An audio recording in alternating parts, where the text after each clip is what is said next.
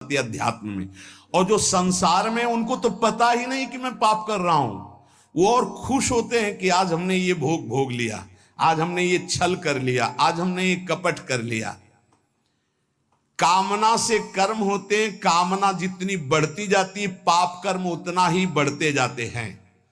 शास्त्र के विरुद्ध मनमानी आचरण में पाप ही होता है।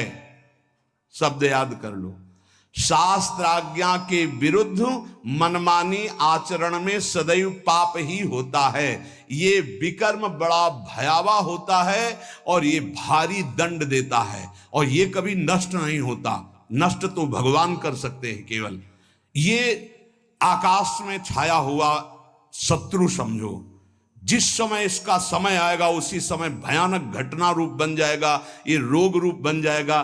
किसी की भी बुद्धि में बैठकर आपका अहित करो, बड़ा विचित्र स्वरूप है। कोई पूछ रहा था कि भाई भगवान के यहां तो बहुत नरक भोगवाएं, फिर यहां जन्म दें और कष्ट दें, ऐसा एक पाप कर्म है? अगर इस सृष्टि में, भारत में तुम एक कोई पाप कर्म तुम्हारा प्रकाशित हो जाए कि एक हिंसा की, एक बेविचार किया, एक छेड़ा, तो उसकी सजा देख लो जाके कानून में। बोले 20 वर्ष की जेल और 1 लाख रुपया जुर्माना।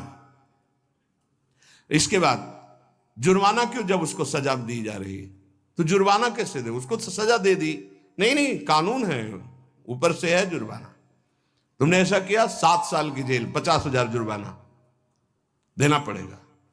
ऐसे ही नरक भोग, और इसके बाद पुनः तिर्यक योनियों में जन्म और उसका दंड, ये जुर्माना। खेल तमाशा समझो। लाखों पाप ऐसे हैं जो तुम्हारे प्रकाशित नहीं हुए, हमारे प्रकाशित नहीं हुए। अगर भगवान की प्राप्ति नहीं होगी तो एक एक सेकंड के कर्म का भोग भोगना पड़ेगा। ये कब तक चलता रहेगा? जब से सृष्टि रची गई आज तक चल रहा है। तो इसलिए मुझे मनुष्य शरीर से तत्वबोध या भगवत प्राप्ति अत्यंत आवश्यक है। ये काम करने के लिए हम आए हैं। कर्मों को भोगना ही पड़ता है, चाहे जहां भाग के जाओ। किसी ने प्रश्न किया था कि आपने कहा देवराज इंद्र ने अहिल्या के साथ गलत व्यवहार किया, तो आपने ये नहीं बताया उसको दंड क्या मिला। क्योंकि दंड का विषय नहीं चल रहा था, विषय चल रहा था कि भोगाकर्षण कितना प्रबल होता है कि हजारों लाखों अप्सराओं का स्वामी भी, देवराज इंद्र भी, एक मुनि की कुटिया में जाता है और वहां ऐसे गंदे भाव से गौतम ऋषि का वेश धारण कर कर अहिल्या जी का, तो उसको जानते हो क्या दंड मिला था? उसको 1000 भग हो जाए तुरंत साप मिला था। तुझे भग से, भग माने योनि, तुझे योनि से बहुत प्यार है, तू देवराज इंद्र है, तू जो चाहे कर सकता है, तो देख मैं अभी तुझे दंड देता हूं। गौतम ऋषि ने कहा सहस्त्र भगधारी हो जा। पूरे शरीर में हजारों योनियां हो गई और हर योनि से महान दुर्गंध। अब बैठ त्रिभुवन पति बन करके चरणों में लौट गए। 1000 योनि पूरे शरीर में, योनि योनि, और दुर्गंध युक्त घृणास्पद घोर नरक समझो, घोर नरक। चरणों में गिर गए, महाराज त्रुटि हो गई, आप भगवत स्वरूप ऋषि हो, आप बड़े दयालु, बहुत विनय की। तब का भोग तब तक जब तक भगवान रामावतार में नहीं आते। जब श्री राम अवतार लेंगे तो उनके दर्शन के लिए ब्रह्मादि सब देवता उपस्थित होंगे, तू भी उपस्थित होगा। तब यही भग 1000 नेत्र रूप में परिणित हो जाएंगे। ये दंड मिला था। तो जानते हो सिंहासन में बैठने से शर्म आती थी और महल में रहते थे अमरावतीपुरी में, निकलना मुश्किल था क्योंकि 1000 भग खुला उनके शरीर में बने हुए थे। कर्मणों गहनो गति, गहन है कर्म की गति, भोगना पड़ेगा। एकमात्र श्री भगवान क्षमा कर सकते हैं, दूसरा कोई नहीं। आम त्वाम सर्वपापेभ्यो मोक्षयिष्यामि मा शुचा।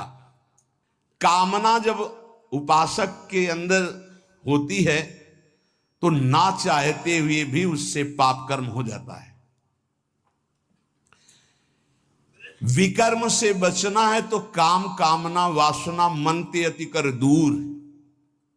राधा राधा राधा, पर है बहुत कठिन, बहुत कठिन है। कामना के त्याग के बिना ये निषिद्ध कर्म, पाप कर्म, विकर्म, इससे बचा नहीं जा सकता। गहनो कर्मणो गति, कर्म की बड़ी गहन गति है। कौन सा कर्म बांधने वाला है, कौन सा कर्म मुक्त करने वाला है, इसका निर्णय करने में सब समर्थ नहीं है। जो भगवान में चित्त जोड़े हुए या स्वरूप बोध है, वही उन्हीं के द्वारा निर्णय माना जा सकता है। ये बड़े बड़े विद्वानों में भी गलती हो जाएगी निर्णय करने में। निर्णय में दो ही समर्थ हैं, या तो भगवत प्रेमी महात्मा या ब्रह्मबोध संपन्न ब्रह्म ऋषि। कर्म क्या है समझ गए? कोई भी कर्म करने के पहले जो फल आकांक्षा से प्रेरित होकर शास्त्र सम्मत किया जाता है उसे कर्म कहते हैं।